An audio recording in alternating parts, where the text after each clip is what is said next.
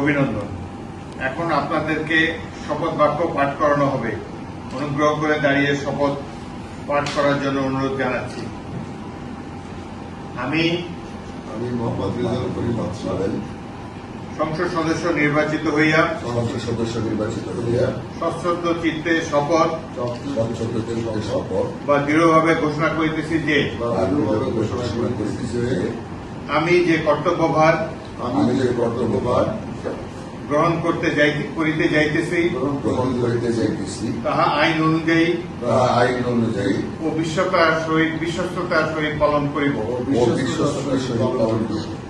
আমি বাংলাদেশের প্রতি আমি বাংলাদেশের প্রতি অকৃত্রিম বিশ্বাস ও আনুগত্য পোষণ করিব অকৃত্রিম বিশ্বাস ও আনুগত্য পোষণ করিব এবং সংসদ সদস্য রূপে এবং সংসদ সদস্য রূপে আমার কর্তব্য পালনকে আমার কর্তব্য পালনকে ব্যক্তিগত স্বার্থের দ্বারা প্রভাবিত হইতে দিব না। ব্যক্তিগত সিদ্ধান্ত দ্বারা প্রভাবিত হইতে দিব না।